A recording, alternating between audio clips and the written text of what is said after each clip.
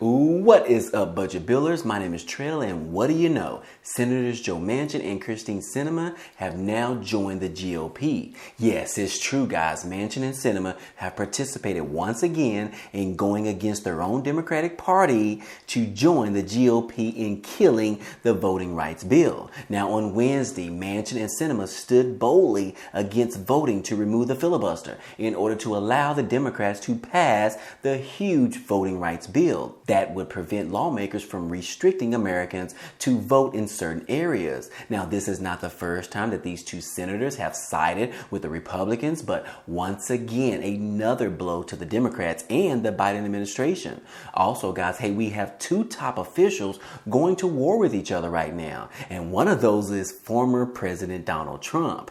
And lastly, guys, hey, we have some new changes coming towards the Build Back Better Act in order to get that thing passed in the Senate sometime this year. Now, President Biden believes that they can pass the bill, but they will have to make a few changes and split the provisions up. And I have the details for you today. But first, if you're interested in any of these particular topics today and you want to be a part of this channel, be so kind and go ahead and subscribe to it. It's totally free. And if you end up liking this video, then go ahead and hit that like button for us. It really helps out this channel. Now, let's go ahead and jump right back into this video.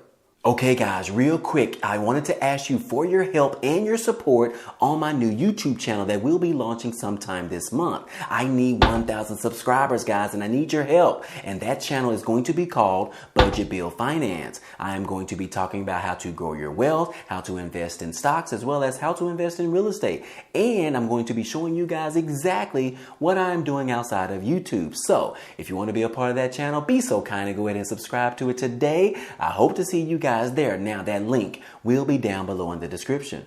Well, as a result of the Supreme Court shutting down Biden administration's vaccine mandate, Starbucks is now dropping their worker vaccine or test requirement after that particular ruling. Yes, Starbucks has dropped plans to require the U.S. workers to get COVID vaccine or submit a weekly testing. Now, the company's decision is in response to the Supreme Court ruling, which came last week, and they put out a statement and said that we respect the court's ruling, according to the chief operating officer at Starbucks. In other news, guys, hey, the White House is now considering putting a vaccine mandate on migrants since they were unable to put that vaccine mandate on Americans. Yes, the White House is considering requiring migrants ages 5 and older to receive a coronavirus vaccination as a condition for crossing the U.S.-Mexico border to await a court hearing. Now, the Biden administration has been offering the COVID-19 vaccine to people in immigration detention centers or shelters, but hasn't yet offered it to other migrants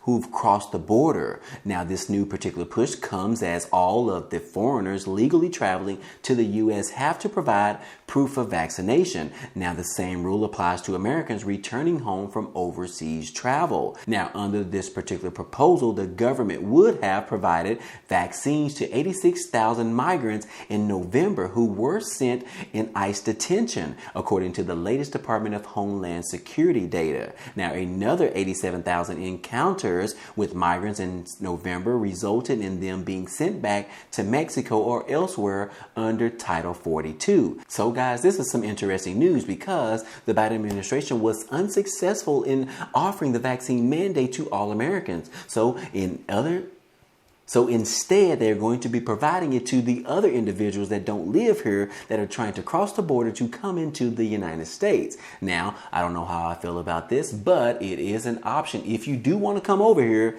hey, look, you have to be vaccinated. It is what it is, guys. If you don't want to be vaccinated, hey, just don't come over here. Go to another country like Canada. But let me know what you guys think about that. That is a tricky subject. But in other news, guys, hey, I wanted to show you this chart because this is in reference to the amount of hospitalizations in the United States in comparing to the United Kingdom, Canada, as well as Israel. Now, this title says the Omicron hits American hospitals disproportionately harder than other countries. Now, COVID-19 hospitalizations per 1 million people. Now, if you look at this chart, guys, you can see that the United States is way up here around the 400 million mark, and these other countries are much less less than that. Could that be that the United States is so lenient in regards to protecting the American people and preventing the spread of COVID-19, or could that mean something else? I believe that other countries are more stricter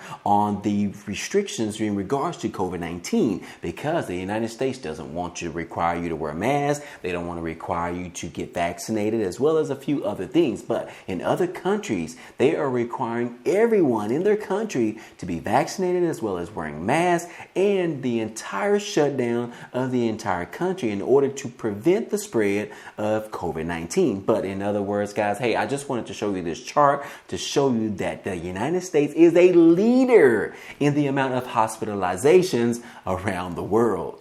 In other news, guys, hey, the former president Donald Trump was issued some harsh news on Wednesday. Yes, the Supreme Court has rejected Trump's request to block the release of the data records on the January 6th committee of the January 6th attack that happened on Capitol Hill. Now, the former president Donald Trump had requested to the Supreme Court that they block the request to receive the data that happened on January the 6th. Now, this particular ruling, which Trump cannot appeal, sets the stage for more than 700 pages of the Trump White House records to soon be sent by the National Archives to the January 6th committee for their review. Now, Trump had argued that he had the authority as a former president to invoke executive privilege to prevent the disclosure of those particular records, but the Supreme Court rejected that request on Wednesday, and now that information, all 700 pages, will be sent over to that January 6th committee for their review. So this is a huge blow to the Trump administration, as well as all of those individuals that work for him, as well as his two children. But as if President Donald Trump doesn't have already enough stuff going on right now in his life, he also has to deal with fighting another lawmaker or a governor in the state of Florida. Yes, the Trump and DeSantis tensions are ratcheting up once again. Now, I don't know if you know, guys, but the long tensions between the former President Donald Trump and the Florida Governor Ron DeSantis are reaching a boiling point ahead of a potential 2024 primary debate. Yes, Trump has grappled behind the scenes for months about DeSantis' rapid political rise, including chatter about a future White House bid. But the complaints from the former president have only grown louder, raising concerns among some Republicans among a looming brawl between the two GOP heavyweights. Now, President Trump is the one clearly picking a fight here, and it's a fight that's too early and unnecessary, a former advisor stated. Trump, who stressed that he is neutral in a dust-up between Trump and DeSantis. He said that we're not in Republican primary season yet. This is a fight for the midterm elections in 2023. It's not a fight to start having in 2022 just yet. Yes, these particular tensions have come into sharper focus in the recent days. An article published on Sunday by the New York Times offered a detailed accounting of an increasingly confrontational relationship between Donald Trump and Ron DeSantis. And likewise, the story published by Axios on Monday reporting that Trump has been privately disparaging DeSantis as dull and lacking in personal charisma found itself front and center on the conservative website Drudge Report. So yes, guys, these two are really just fighting behind the scenes right now, putting different jabs in the media that is being reported back to one another. But I don't know if Ron DeSantis has really said anything as of yet. He's really just focusing on his power in Florida right now. But you can already see that he is really setting the ground and the platform in order for him to be able to run for the next presidency in 2024. And as you know, guys, it is allegedly that Donald Trump will also be running for the presidency in 2024. But I highly don't believe that it's going to happen. But That is just what they are playing right now in the news media. Now, guys, in some shocking news that happened on Wednesday, the Democrats failed to change the Senate rules in order to pass the voting rights bill. And that is all because Senators Joe Manchin and Senators Krysten Sinema, and they have now both, Manchin and Sinema, have joined the GOP in order to sink the filibuster change for the voting rights bill. So yes, guys, on Wednesday, the Senate Democrats failed to change the legislative filibuster for voting bill after Senators Joe Manchin and Krysten Sinema voted with Republicans to oppose the rules reform,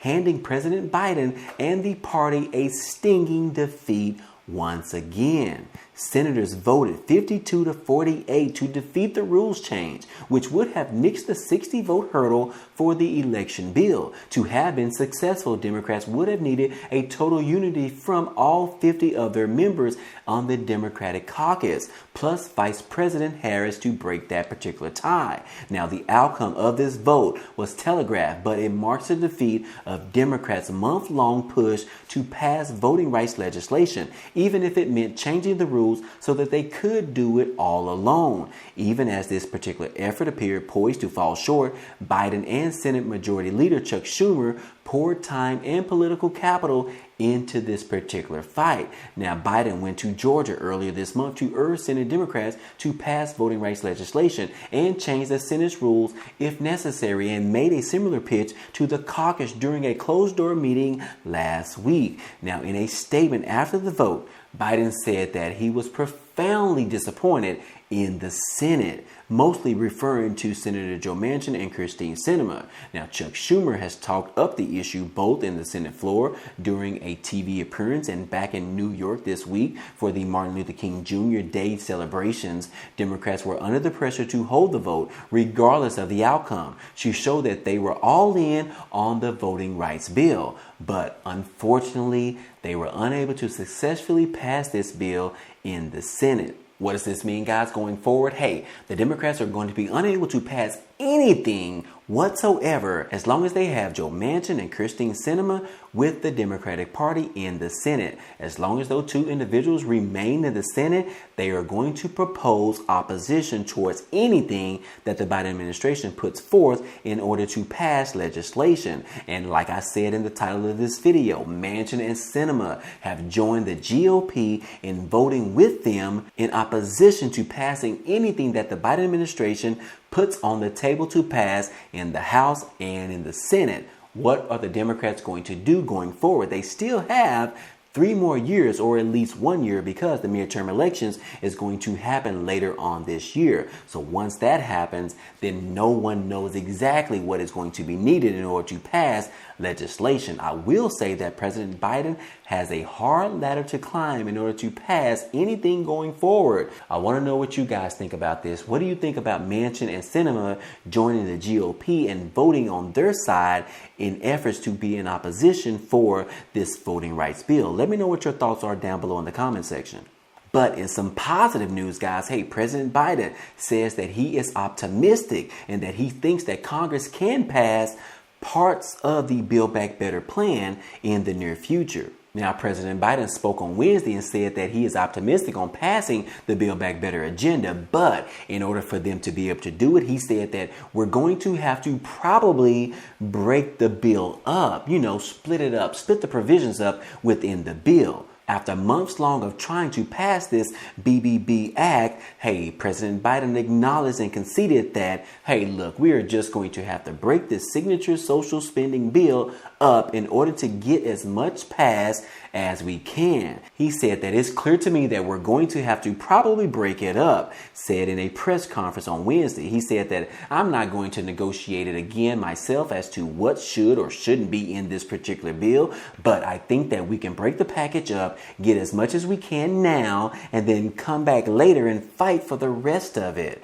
Biden cited upward of $500 billion in spending on energy and environmental programs that he believes could get support in the Senate. and he highlighted Manchin's support for earlier education programs. He said that I know that the two people who have opposed to this particular Democratic bill, such as Manchin and Sinema, he said that support a number of things that are in this particular bill, referring to Manchin and Sinema, who had both publicly raised concerns about the price tag of the full package. But Biden later acknowledged extending the child tax credit and funding for the cost of the community college are going to be very difficult to pass in this bill. So, in other words, they are going to probably strip those particular things out of this bill, which means that the American people are not going to get those child tax credit checks in February. We were hoping that they were going to be able to pass this bill sometime in mid-January, but here we are, January the 16th, the 17th, the 18th, the 19th.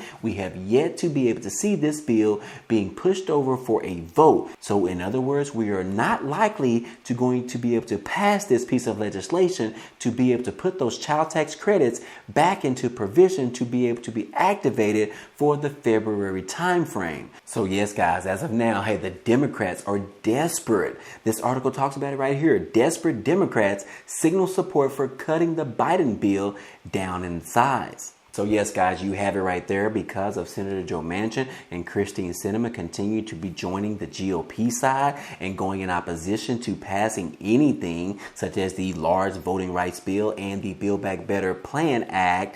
Yes, the Biden administration has decided to concede, and now they're going to move towards splitting this bill up into several pieces in order to get some of the things that Joe Manchin has already approved of. Go ahead and get those things passed right now and then come back later on sometime this year and try to attempt to pass those other provisions in this particular bill, such as the child tax credits. We already know that Joe Manchin has stated several times that he does not want those child tax credits to be included going forward in 2022 and furthermore. So they are going to remove that piece of legislation from this bill, and hopefully they can come back later and be able to add it back in and then hopefully pass some other bills going down in the future.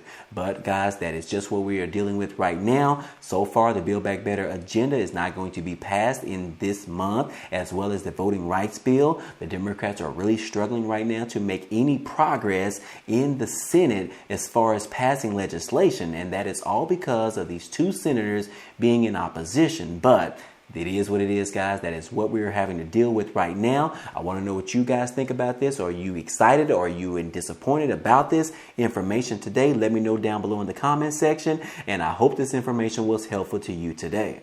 Hey, anyways, guys, hey, that's all I have for you today. Now, if you enjoyed this type of content and you want to see more, hey, go ahead and subscribe to the channel. It's totally free. And if you end up liking today's video, then go ahead and hit that like button for us. It really helps out this channel, as well as it tells YouTube to share this video with others. But anyways, guys, hey, I appreciate you guys stopping by and watching, and I hope to see you on the next video. Peace.